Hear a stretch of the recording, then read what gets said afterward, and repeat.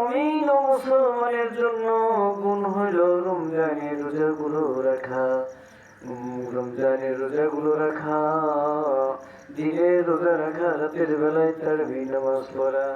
রমজানের একটা রোজার কত গুরুত্ব, কত ফজিলত।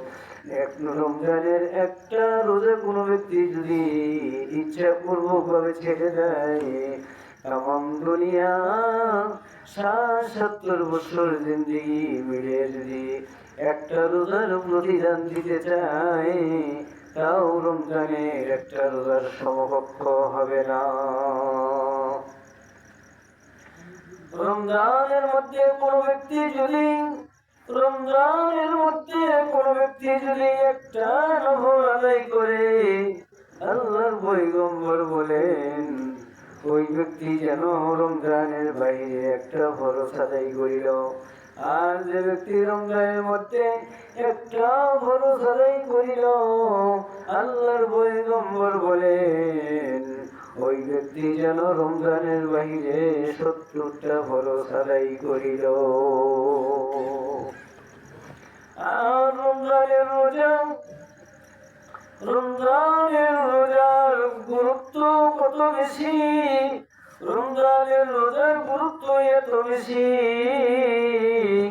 কোন ব্যক্তি যদি রমজানের রোজা ছেড়ে দিল, সে যেন ইসলামের একটা স্তম্ভ ছেড়ে দিল।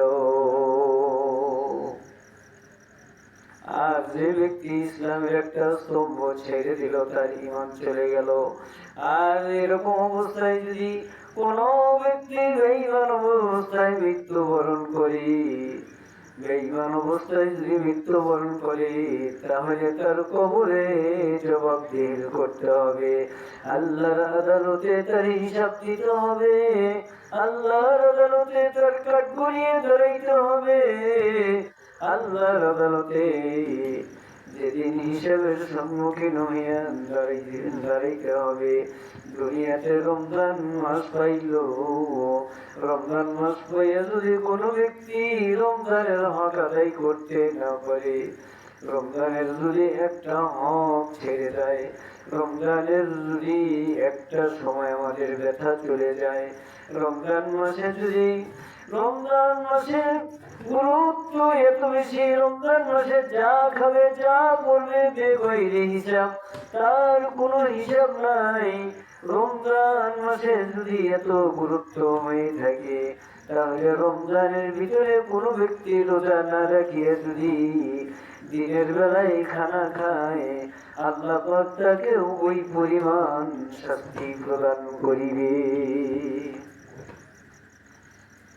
এই জন্য আমাদের এখন থেকে আমাদের চিন্তা করতে হবে, এখন থেকে আমাদের রমজানের জন্য তৈরি হইতে হবে, রমজানের জন্য আমাদের প্রস্তুতি নিতে হবে। আমরা তো নফল রোজার জন্য, নফল নামাজের জন্য, বিশেষ করে মা বোনেরা নফল নামাজের জন্য, নফল রোজার জন্য অনেক অগ্রগামী, কিন্তু আমাদের থেকে হাজারো মাস চলে যাইতেছে রমজান মাসে। সুস্থ ভালো মোটা তাজা